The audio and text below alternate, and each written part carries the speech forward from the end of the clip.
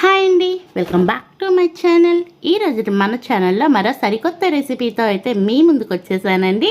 చాలా ఈజీగా చేసుకోవచ్చు. టేస్ట్ విషయానికి వస్తే సూపర్ ఉంటుందండి. రెసిపీ అయితే ఫుల్గా వీడియో చూసేయండి, ఎక్కడ స్కిప్ చేయకుండా. అలాగే ఇక రెసిపీ అయితే స్టార్ట్ చేసుకుందాం. దీనికోసం అయితే ఒక మిక్సింగ్ బౌల్ తీసుకొని అందులో 1 కప్పు వరకు గోధుమ పిండి వేసుకోండి.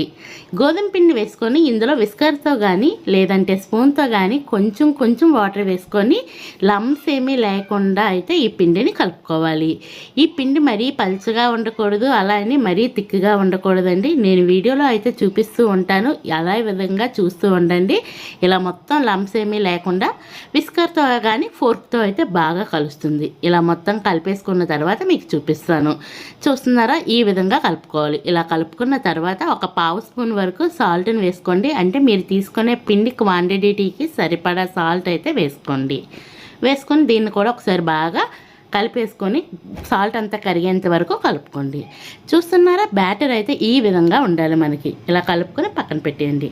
నెక్స్ట్ అయితే ఒక మిక్సింగ్ బౌల్ తీసుకొని ఒక ఉల్లిపాయను అయితే కనుక సన్నగా పొడిగా కోసుకొని వేసుకోండి. అలాగే క్యారెట్ తురుము, అలాగే క్యాబేజీ తురుమును వేసుకోండి. ఇక్కడ వెజ్జీస్ అనేది మీ ఆప్షనల్ అండి, మీ ఇంట్లో ఏవి అవైలబుల్గా ఉంటే వాటిని వేసుకోండి. నెక్స్ట్ ఒక పావు స్పూన్ వరకు సాల్ట్ వేసేసి మొత్తం అంతా బాగా కలిపేసి ఒక 10 మినిట్స్ పక్కన పెట్టేస్తే కనుక మనకి మనం వేసుకున్న వెజ్జీస్ అన్ని ఆనియన్ కానీ ఏవైనా కానీ సాఫ్ట్గా అవుతాయండి. అలాగే దీంట్లో నుంచి వాటర్ అయితే 1 లేదా ఒక 2 స్పూన్ల వరకు వస్తుంది. ఆ వాటర్ని కూడా ఒక 10 నిమిషాల తర్వాత అయితే తీసేయండి. తీసేసి ఇందులో స్పైసీకి తగ్గ అయితే కనుక ఒక పావు స్పూన్ వరకు కారాన్ని వేసుకోండి. కారం వేసుకొని మొత్తం అంతా బాగా కలిపేసుకోండి. ఇలా మొత్తం కారం సాల్ట్ అంతా బాగా పట్టేటట్టు కలుపుకొని దీన్ని కూడా ఒక సైడ్ని పెట్టేయండి.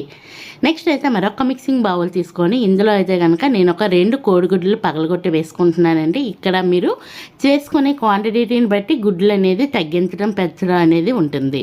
అలాగే ఇందులో సన్నగా కోసుకున్న కొత్తిమీర తరుగు, అలాగే ఒక స్పూన్ వరకు రెడ్ చిల్లీ ఫ్లేక్స్, టేస్ట్కి తగ్గ సాల్ట్ వేసుకున్నాను. వేసుకుని ఇవన్నింటిని బాగా మిక్స్ చేసుకోండి. ఇక్కడ రెడ్ చిల్లీ ఫ్లేక్స్ లేకపోతే కనుక పచ్చిమిర్చిని లేదంటే కారాన్ని మీరు వేసుకోండి. ఇలా మొత్తం విస్కర్తో కానీ ఫోర్క్తో కానీ బాగా కలిపేసుకొని దీన్ని కూడా సైడ్ని పెట్టేయండి.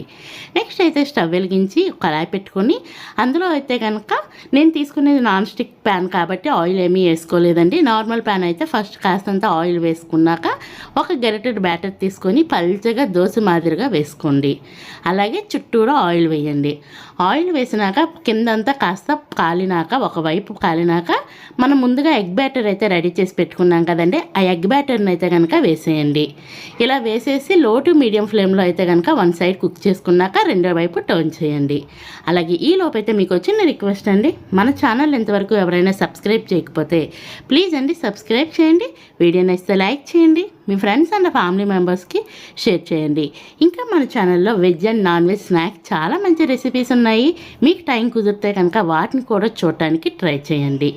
ఈ లోపే నాకు 1 సైడ్ అయితే కలర్ వచ్చింది కదండి, రెండో వైపు కూడా టర్న్ చేసుకున్నాను. రెండో వైపు ఎక్కువసేపు ఏమీ మనకి ఫ్రై అవ్వాల్సిన అవసరం లేదండి, కొన్ని ఫ్యూ మినిట్స్లోనే మనకి బాగా కుక్ అయిపోతుంది. ఇలా 2 వైపులా మంచిగా ఫ్రై చేసుకున్న తర్వాత ఇందులో అయితే కనుక నేను పెరి మసాలా వేసుకుంటున్నానండి. ఇది కంపల్సరీ ఏమీ కాదు, ఉంటే కనుక వేసుకోండి, టేస్ట్ అయితే చాలా బాగుంటుంది.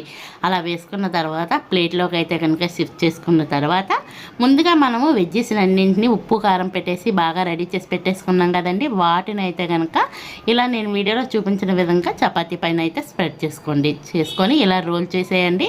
ఇలా రోల్ చేసేసి పిల్లలకి పెడితే స్నాక్గా కానీ లేదంటే లంచ్గా కానీ డిన్నర్కైనా భలే రుచిగా ఉంటుందండి. అసలు టేస్ట్ అయితే సూపర్ ఉంటుంది.